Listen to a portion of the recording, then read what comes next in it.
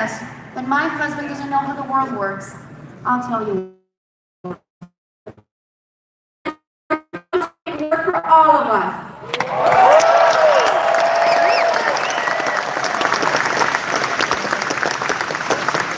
And I, of course, love and support all of my husband's policies. I truly believe they're going to help all Canadians. But in order to understand the why we're doing this, you have to know who the family is behind it all.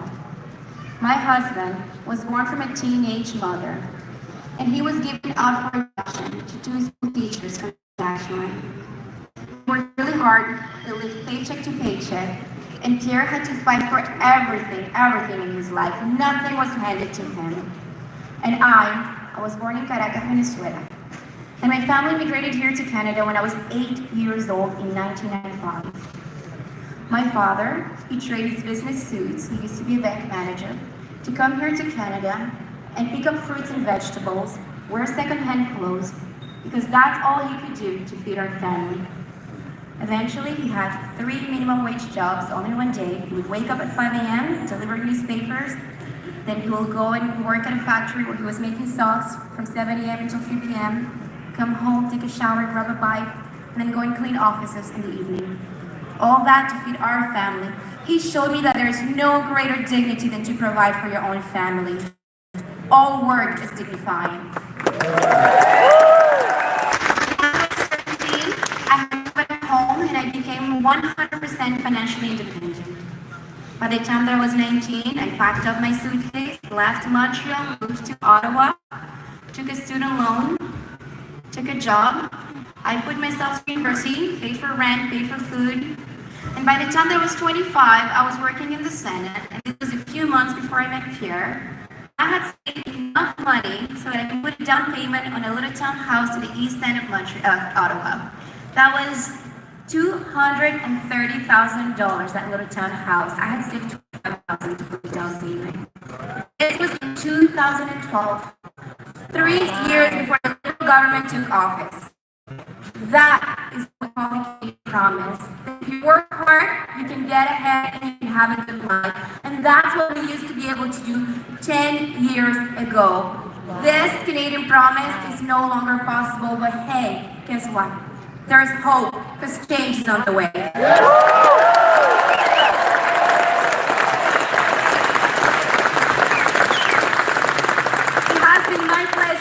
My husband throughout this journey every single day, to be with him at every single press conference, every single rally, every single event, to be by his side to fight for our country together, because you deserve it, we deserve it, a better country.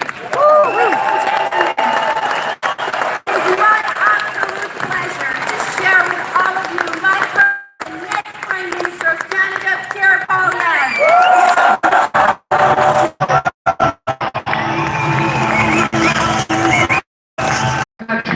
On Monday.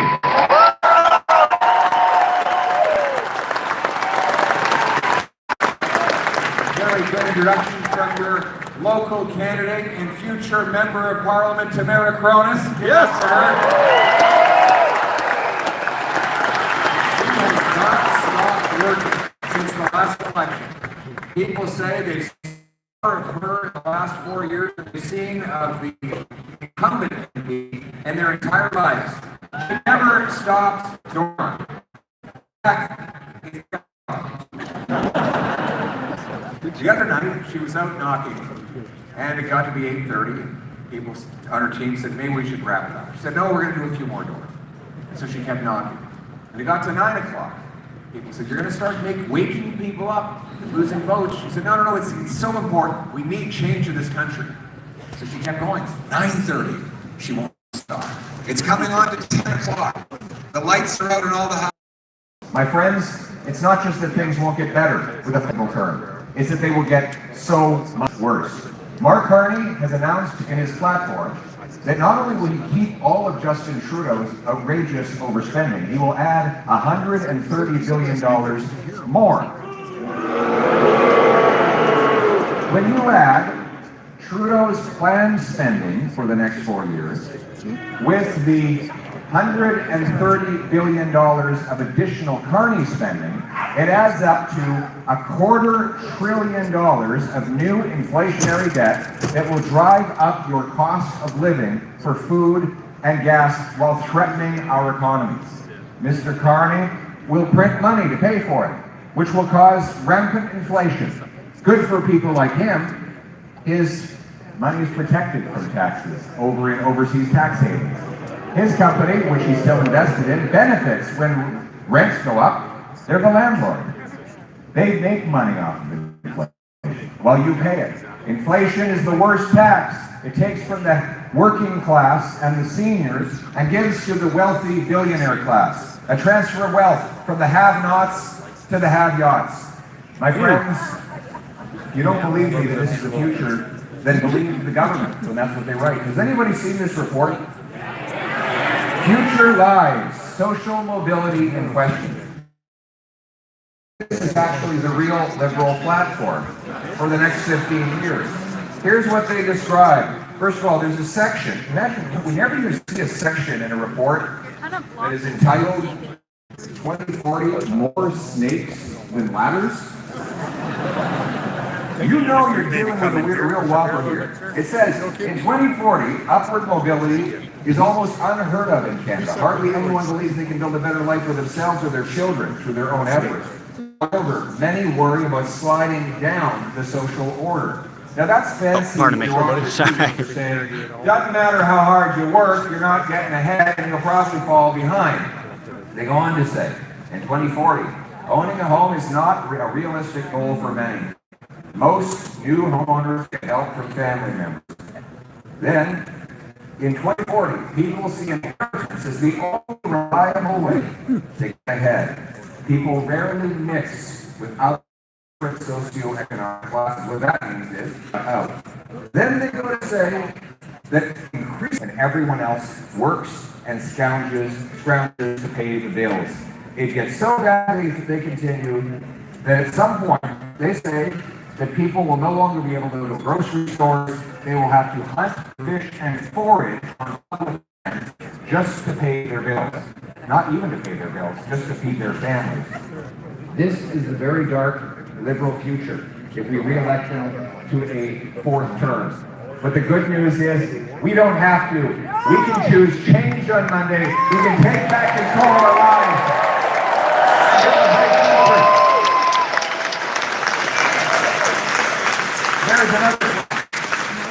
There's another way. It's this change platform.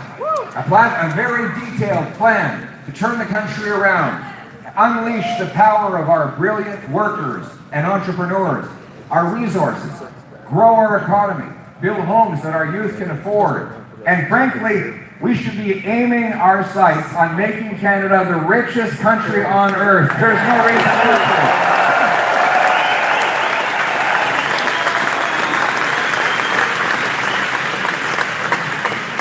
And you know, I do have some bad news for our candidates, so I have to give it to you. I might as well tell you now, in front of all your families. Your summer vacation is canceled, right? Because after you get elected, I've committed to 100 days of urgent change. We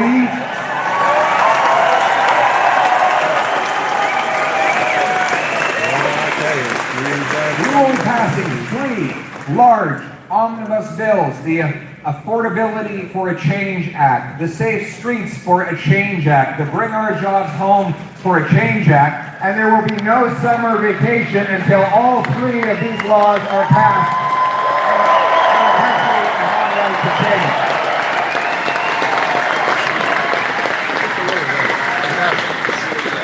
Pas de vacances estivales avant que le Parlement adopte des lois pour faire un changement pour rendre la vie abordable et sécuritaire dans nos what is more important than politicians spending time at the cottage is your ability to pay. Let me tell you what's going to be in these bills. These laws, consultants, foreign aid, bureaucratic excess, and we will use those savings to bring down the deficit by 70%.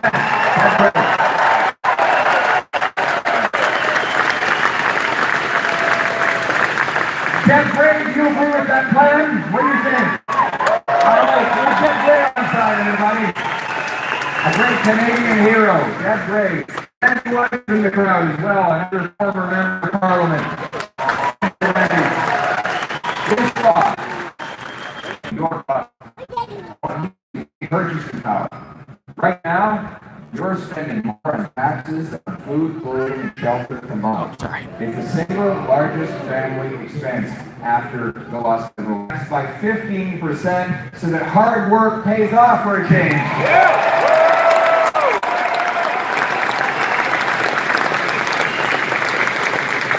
A working couple or a retired couple will save almost $2,000 directly in this tax relief.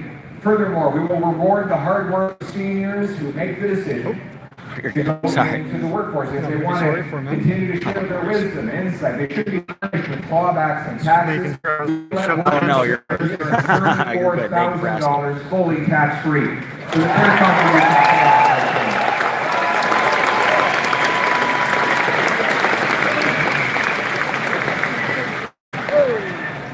And then there's the carny tax. Does anybody know what the carny tax? You know what this? You know what it is? Yeah, it's hard to break down. There's more than one. So Mark Carney says, how about getting around in the middle of the winter in rural Canada with Tesla? Anybody remember that? So starting next year, they have an electric car mandate they want to bring in. It will limit the number of gas and diesel vehicles that a dealership can sell, and every vehicle over that quota will be hit with a $20,000 tax. The carny tax. The carny tax. It works. It's a car being tax. Car. It's a car. It's got car right in it. So as the years go by, they're going to make this quota lower and lower, so that by next decade, the gas and diesel vehicles will be banned altogether, and you won't be able to drive the car of your choice. This will add more expenses. It will destroy 36,000 auto manufacturing jobs in Canada will be destroyed. And by the way, where does the money go from the tax? It goes to subsidize electric car makers like Tesla. Isn't that something? So, Carney wants to kill jobs in our auto sector to subsidize foreign automakers for vehicles that don't work in our climate and with our long driving distances. My friends, within 100 days, and before there's any vacation for politicians, that's the tax. And then there's the food packaging tax. They want to ban all plastic. How do you think your food is going to stay fresh? It's going to go bad about 80% faster when they ban the plastic.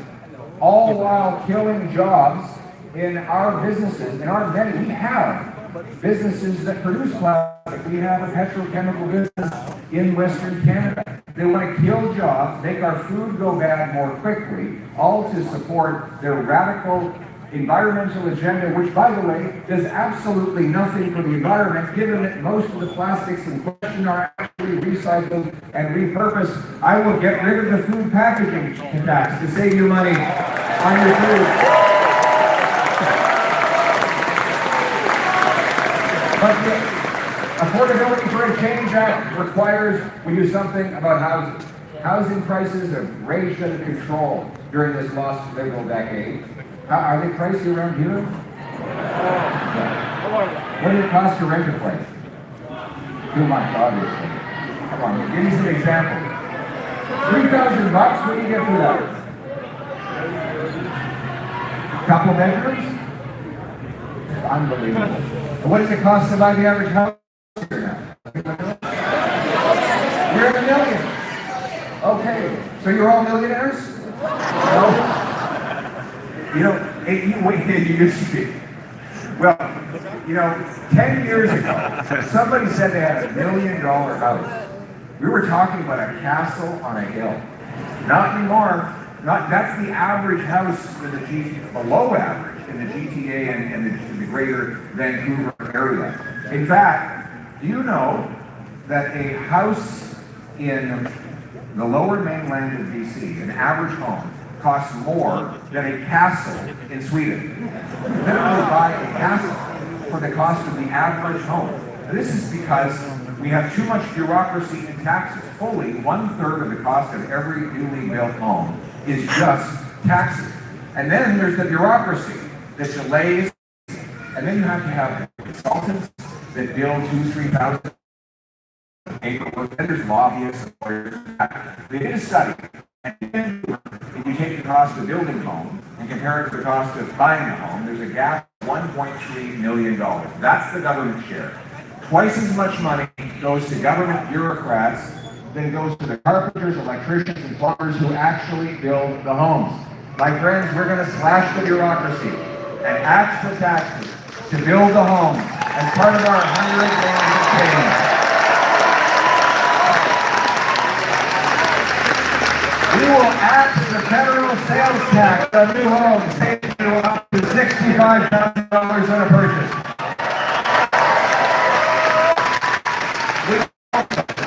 We will also incentivize municipalities to get land and we'll pay them half the cost of cutting their development charges, with the goal of knocking $100,000 off the taxes on each new home. We'll sell off 6,000 federal buildings, thousands of acres of federal land to build 300,000 homes across our country. The goal, the mission, must be to build 2.3 million new homes within the next 5 years so that you can afford a place to live. And while we are at it, we will stop the uncontrolled growth in our population. We cannot add 1 million.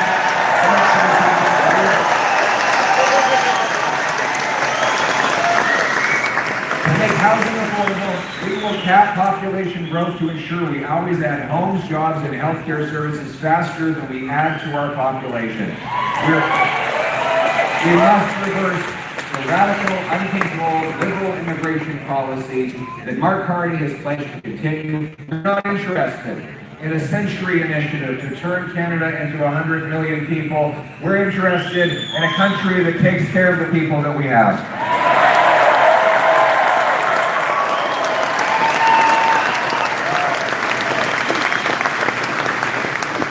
And we want to bring home our jobs to Canada. Make this a country where we take care of ourselves, stand on our own 2 feet, produce our own resources, including our prodigious oil and gas. We should be the richest country in the world.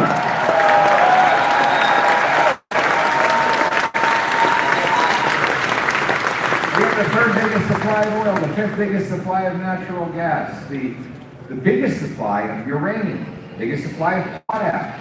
These are all, you like uranium? Are you at the nukes over there? Nuclear physics over here? It's good energy. Nuclear energy is good energy. We have the most water. It runs through hydroelectric dams, the biggest oceanic coastline of any country on planet Earth. You like the coast? Are you the captain of the ship? 44 years. Good stuff. 44 years doing what? Ordering around. Okay, so you're the boss. Okay, we're bringing you to Ottawa. We're going to put you in charge of procurement, okay? Excellent. What a team. What's this? More freedom. We're definitely going to make this the freest country on earth, my friend. Thank you.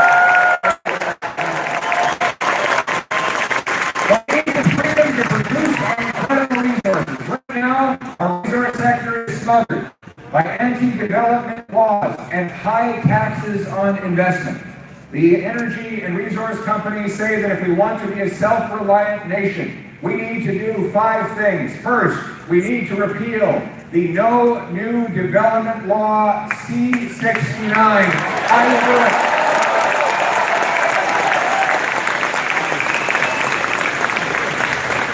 Mark Carney says he will keep C-69. We need to repeal the tanker ban so we can ship our resources overseas.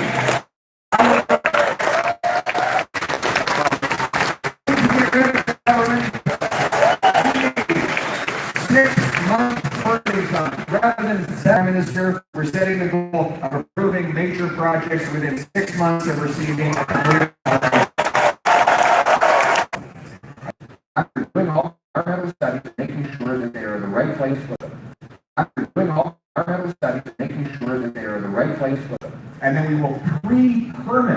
the project so that businesses know they already have permission to go ahead with clear permits, clear conditions, clear specifications.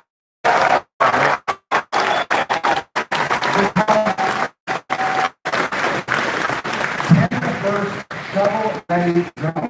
Shovel-ready zone. Show up, start building. Because housing as well, Squamish, what they did in Vancouver, because they didn't have to follow city bylaws that was on their reserve, they were able to build 6,000 housing units on 10 acres of land.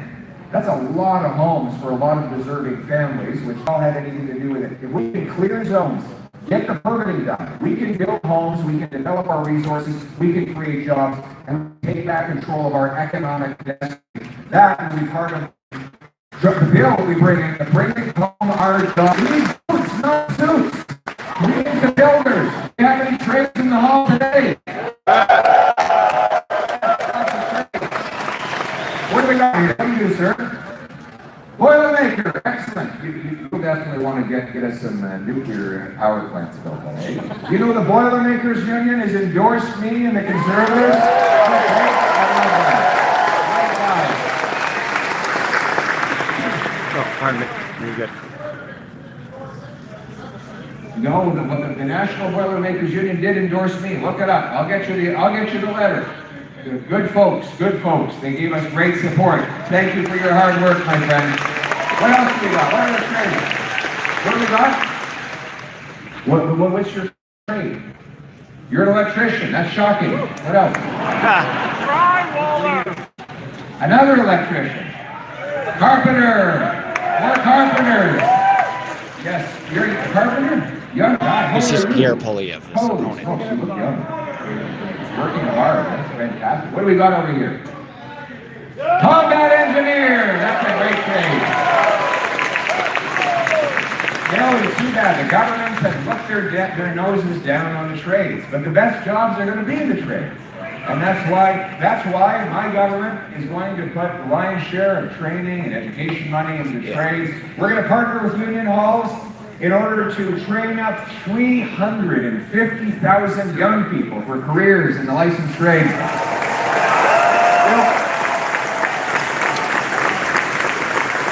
We will bring in tax fairness for our trades workers. Right now, a CEO can write off an unlimited amount for his private jet, but a trades worker is capped at $4,000. If you're traveling from northern BC to Timmins coal mine or off to the offshore in Newfoundland, and you're doing that 15, 20 times a year, you're going to go way over that $4,000 limit, and then you're going to pay out of pocket in order to earn a living without being able to claim those expenses that you needed to incur. The principle of our tax system is that you can write off the cost to earn the income. We will pass the Tax Fairness for Traveling Trade Workers Act. We write off the full cost of food, transportation, and accommodation from one job site to another.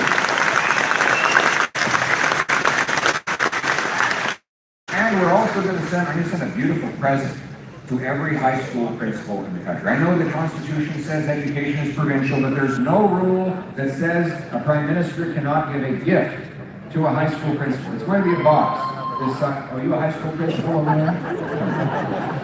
This is going to be a box about the size of this stage. And in that box will be a module for every licensed trade that will be developed by the Red Seal Council so that our young people can begin pre-apprenticeships as early as age 14.